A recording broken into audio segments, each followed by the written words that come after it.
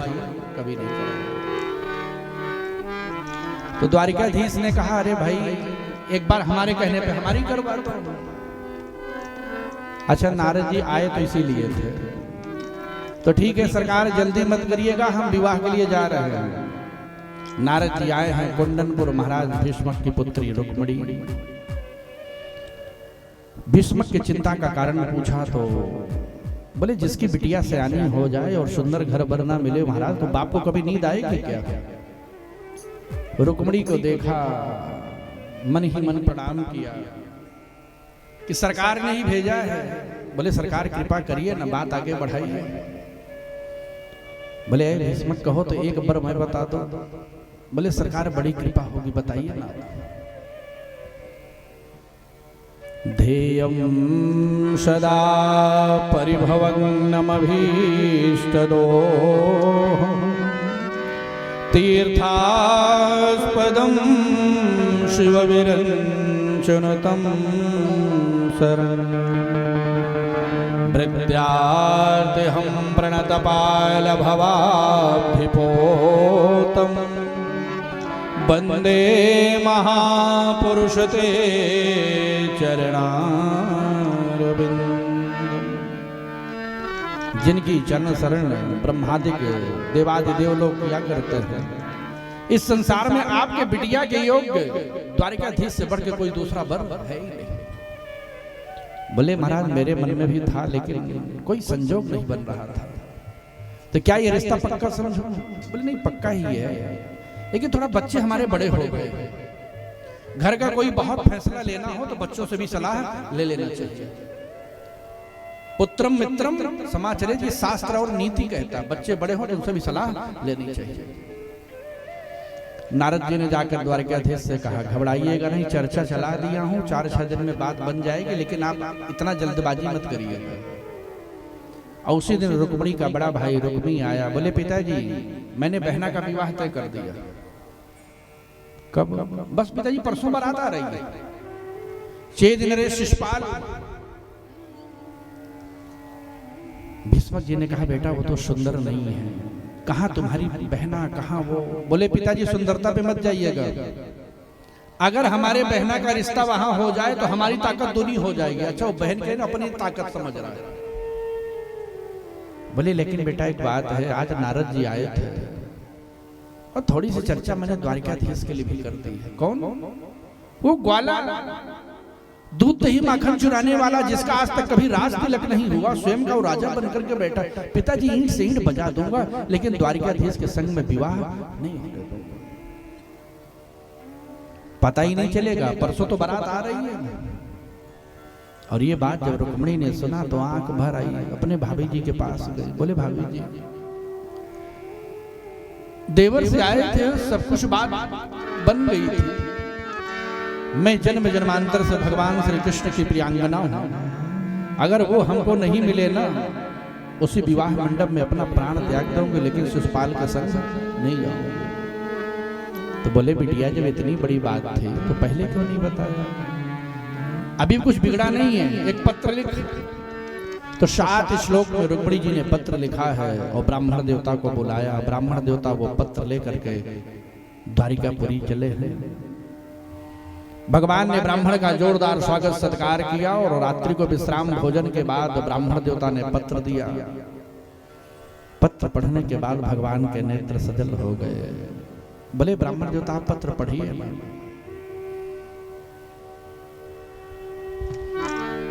श्रुत्वा गुणान् भुवन सुंदर सुणवतान्ते निर्विश्य कर्ण विवरे हरतुंगतापम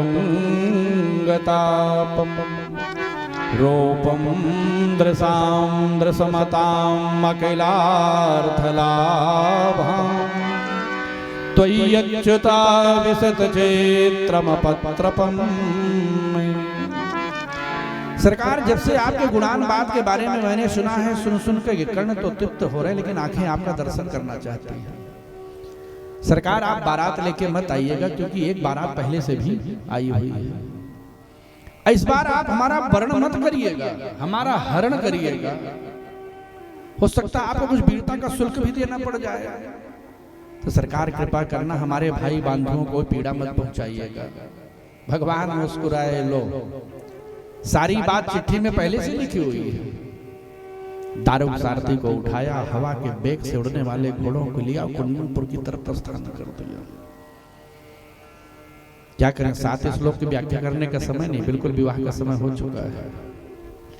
दाऊ दादा उठे, बोले कन्हैया कहाँ गया? बोले सरकार कुंडनपुर से एक ब्राह्मण आया था, वो पत्रिका दिया। बोले पक्का कुंडनपुर से था? तो वहां के राजकुमारी का स्वयंवर रचाया जा रहा है, कुछ न कुछ गड़बड़ तो है। सजाइए हमारी लंबी नारायणी सेना, बुलाइए लंबी बारात सजाइए, हमको भाई के विवाह में जाना, कुछ न कुछ बात तो है वहां पर। द्वारिकाधीश आए हैं, रुक्मणी बार बार ब्राह्मण को देख रही है। ब्राह्मण देवता जैसे ही आए, बोले बिटिया घबराना नहीं, जिनको आपने पत्र दिया था उनको भी ले आया हूं, वो गौरी मंदिर में खड़े हुए हैं। आज इस व्यासपीठ से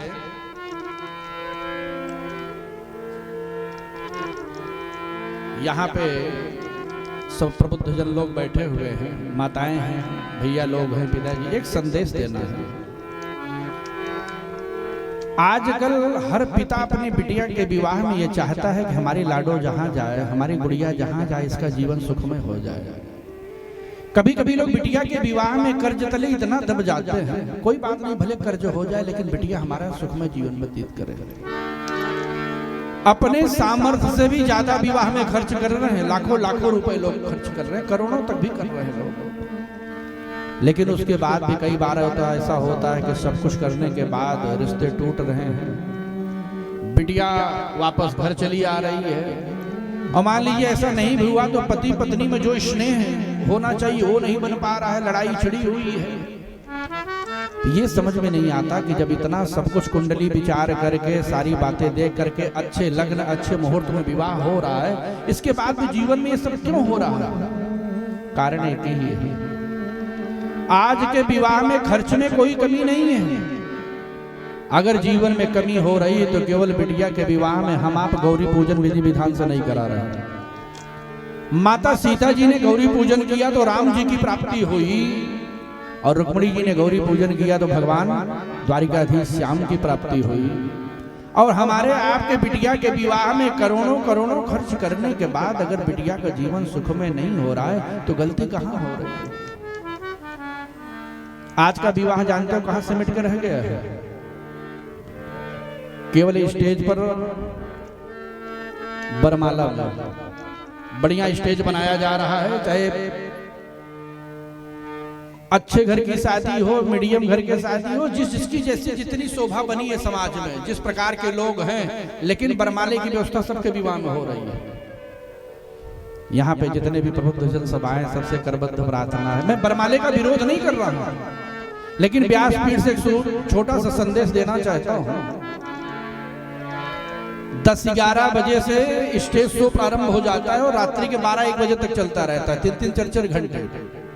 अभी मौसा जी नहीं आए, अभी फूफा जी नहीं आए, अभी वो नहीं आए, अभी ये नहीं आए। आइए आप लोग आशीर्वाद दीजिए, सब घराती बराती सब आशीर्वाद देने चले जा रहे हैं। भैया आशीर्वाद देने के योग्य सब नहीं होते। उस समय वर और कन्या नारायण और लक्ष्मी के स्वरूप हैं। आशीर्वाद देने उन्हीं को भेजना चाहिए जो घर के श्रेष्ठ लोग हों, माता पिता हों, आचार्य हों, गुरु हों, संत महात्मा हों। और जिसको देखो सब आशीर्वाद देने चले जा रहे हैं। इसी आशीर्वाद के क्रम को, विवाह माला के क्रम को, स्टेज के क्रम को, जो 3-3, 4-4 घंटे चल रहा है ना, इसको घंटे में निपटा दीजिए आप लोग। और जैसे ही पंडित जी विवाह की बैठकी किए, वेद मंत्रों का उच्चारण करना प्रारंभ किए, तो घर वाले आ जाते हैं, महाराज जी जरा जल्दी जल्दी करिएगा, तो देखो इतना विलंब हो गया है। सबसे करबद्ध प्रार्थना है, जिस बिटिया के विवाह में वेद मंत्रों का उच्चारण नहीं हुआ, भावरी नहीं फेरी गई, सिंदूर दान नहीं हुआ, वेद मंत्रों का उच्चारण नहीं हुआ, आप लाखों नहीं करोड़ों रुपए खर्च कर दीजिए, बेटी का जीवन कभी सुखमय नहीं हो सकता है। तो व्यासपीठ से इतना ही संदेश है कि बरमाले को कम करते हुए और वैदिक विधि विधान सूत्रों में कोई कमी नहीं होनी चाहिए। और गौरी पूजन आप अवश्य करें।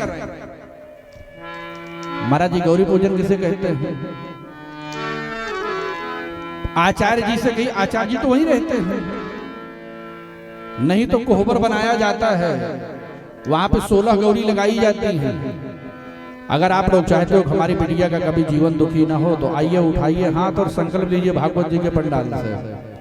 जैसे सब कुछ हो रहा है, गौरी पूजन हम अवश्य कराएंगे। रुक्मिणी और कृष्ण के विवाह से इतना ही संदेश देना था कि बरमाला को कम करिए, विवाह का विधि विधान से होना चाहिए। और गौरी पूजन कैसे करेंगे? बिटिया को लेके गोद में बैठ जाइए। मानस के सिद्ध 5 चौपाइयां हैं। अगर आपने इसका पाठ कर दिया 11 बार, 21 बार, 51 बार, तो व्यासपीठ से दावा है कि बेटी का जीवन कभी दुखमय नहीं होगा। वो सिद्ध चौपाइयां कौन है? जय जय गिरिवर राज किशोरी, जय महेश मुख चंद्र चकोरी। जय गिरिवर राज किशोरी, जय महेश मुख चंद्र चकोरी।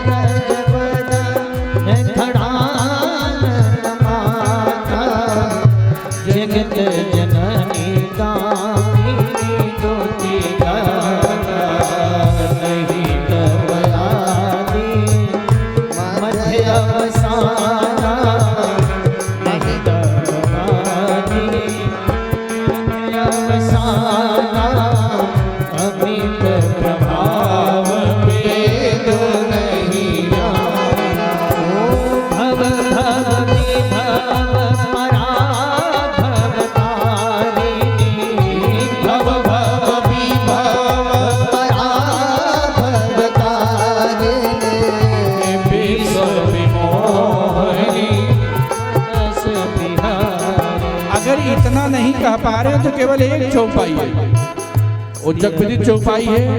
बड़े भाव से सभी लोग दोनों हाथ उठाएंगे, भाव से जपते हुए। देवी पोजी पद कमल तुम्हारे, देवी पोजी पद कमल तुम्हारे। सुर नर मुनि सब होई तुम्हारे। देवी पूजी, देवी पूजी पद कमल तुम्हारे। सुर नर मुनि सब होई तुम्हारे। जय गिरिवर राज किशोरी, श्री राम जय राम। जय महेश मुख चंद्र चकोरी, श्री राम जय राम। मैं तब आदि मध्य अवसाना, श्री राम जय राम। अमित प्रभाव में तू नहीं जाना, श्री राम जय राम। ओम देवी पूजी पद कमल तुम्हारे। सुर नर मुनि सब होई तुम्हारे। नर मुनि सब होई तुम्हारे।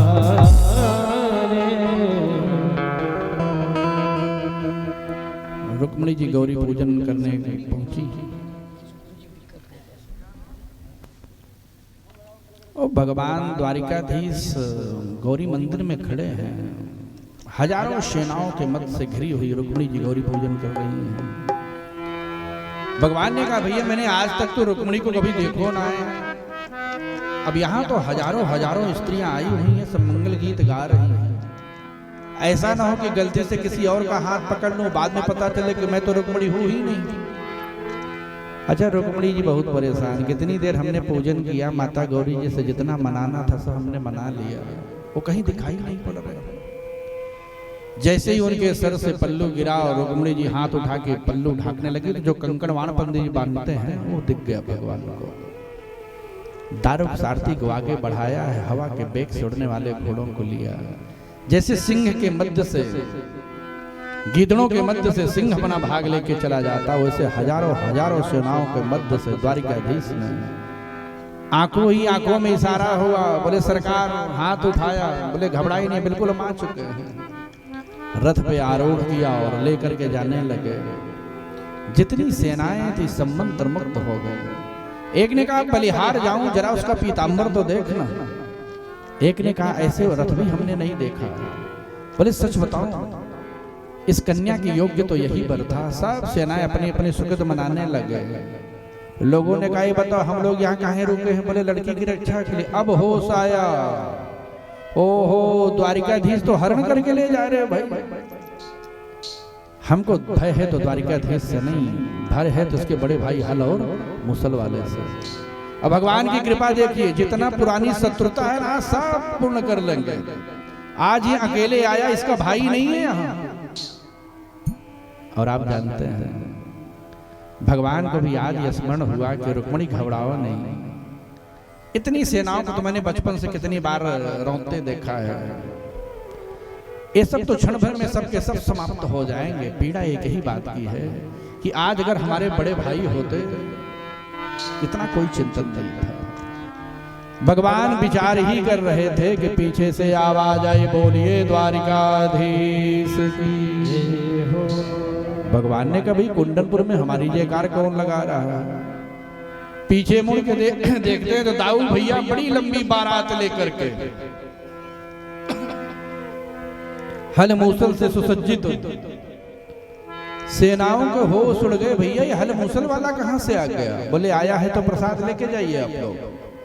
हल को बढ़ाया और मूसल से गोविंदाय शुरू कर दिया। भगवान रुक्मिणी को मारना चाहते थे पर रुक्मिणी जी ने मना किया। भगवान की शोभा यात्रा अंत में रुक्मिणी को कुरूप बनाया। रुक्मिणी वहीं रह गया, दूसरा कुंडनपुर बसा लिया, लौट करके वापस कुंडनपुर नहीं गया। और आइए सभी लोग भगवान के दिव्य विवाहोत्सव का दर्शन करेंगे। आचार्य झांकी के दर्शन करवाएंगे। चूंकि अब तो मंगल गीत गाने का समय आ चुका है। भगवान के विवाहोत्सव में जो लोग मंगल गीत का दर्शन करेंगे, मंगल गीत गाएंगे, उनके जीवन। अगर भगवान के विवाहोत्सव में हम लोग नहीं गीत गा पाए तो कहाँ गा पाएंगे? आइए सभी बड़े भाव अभी बैठे रहेंगे आप लोग।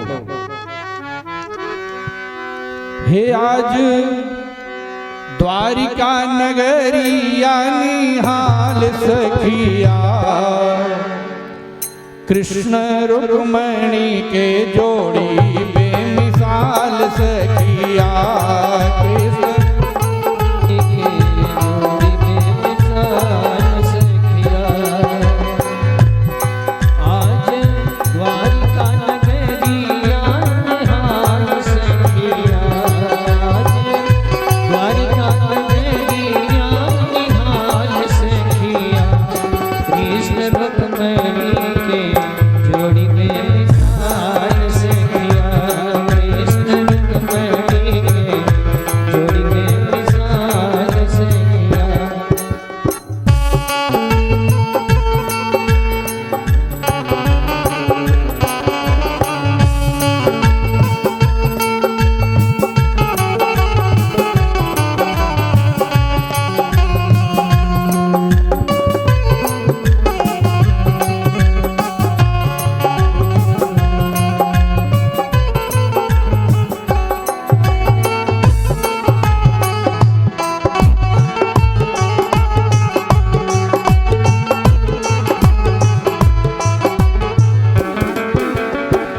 माथे बड़ी मोरिया कुंडल सोहे नवा। माथे बड़ी मोरिया कुंडल सोहे नवा। कारी कारी गजरा दे झूलमी नयनवा। कारी कारी गजरा दे झूलमी नयनवा। लाल चंदन सोहे के भाल सखिया। लाल चंदन सोहे के भाल सखिया। कृष्ण रुक्मिणी के जोड़ी बेमिसाल सखिया। कृष्ण रुक्मिणी के जोड़ी बेमिसाल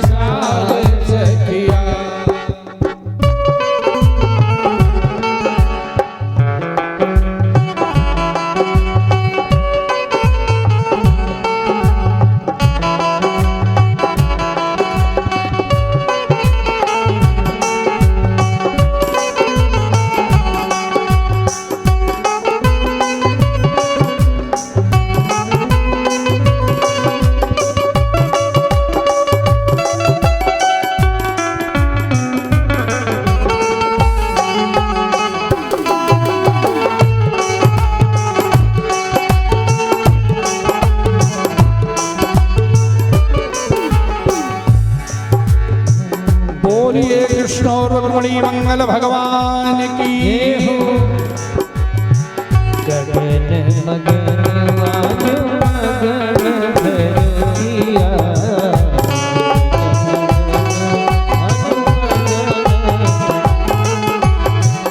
देख देख दुल्हा के सावनी सुरतिया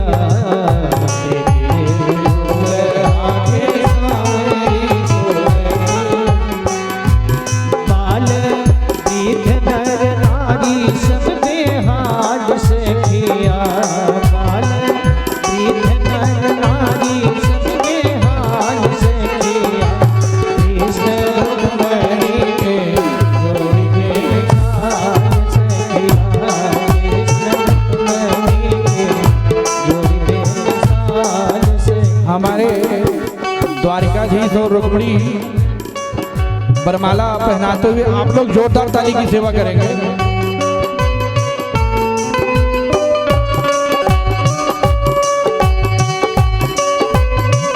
बोलिए कृष्ण रुक्मिणी मंगल भगवान की जय हो। आप लोग अपने अपने स्थान से खड़े हो जाएंगे।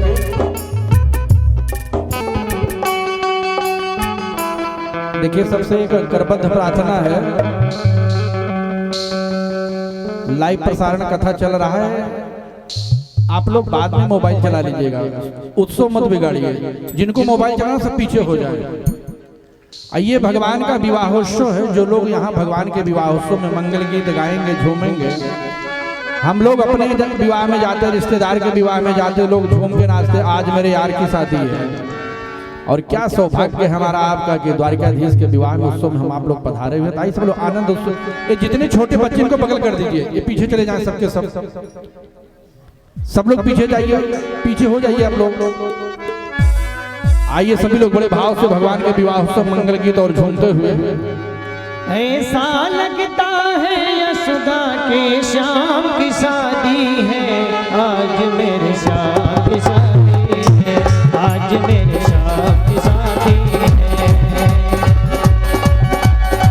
ऐसा लगता है यशोदा के श्याम की शादी है, आज मेरे श्याम की शादी है, आज मेरे श्याम की। अगर आप लोग भगवान के विवाह में नहीं झूम पाए तो फिर किसके विवाह में झूमोगे?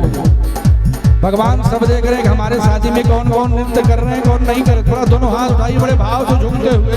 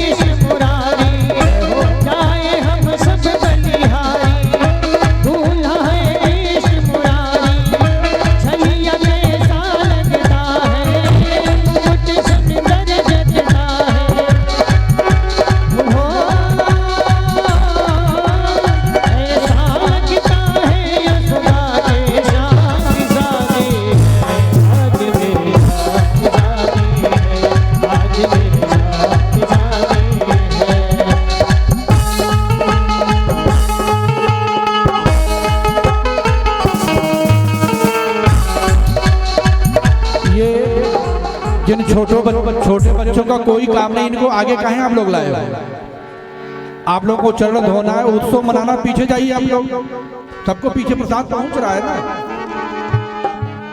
आप लोग व्यवस्था मत बिगाड़िए, 5 से 10 मिनट का समय है, जिनको भी चरण धोना है एक एक साथ में 5-5, 7-7 लोग आ जाइए।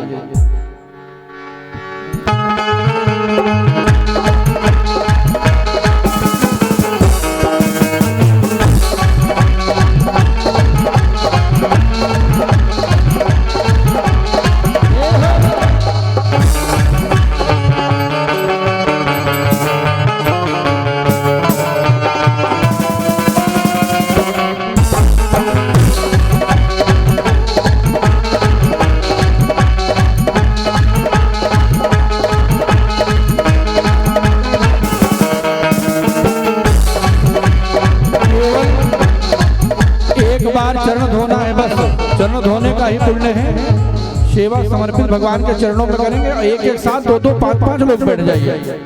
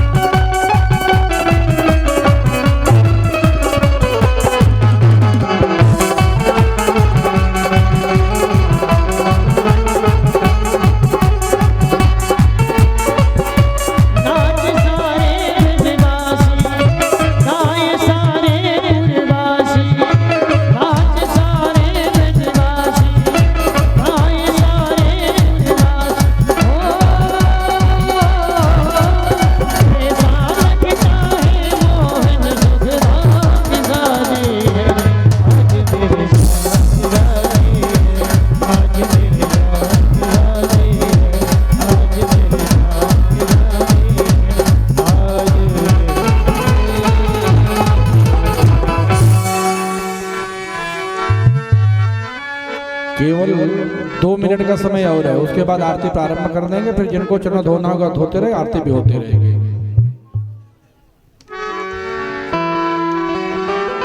आइए आप लोग अमित शास्त्री जी के द्वारा एक मड़वा गीत का दर्शन करेंगे। आचार्य जी एक साथ में 2-2, 5-5 लोगों को बैठाइए।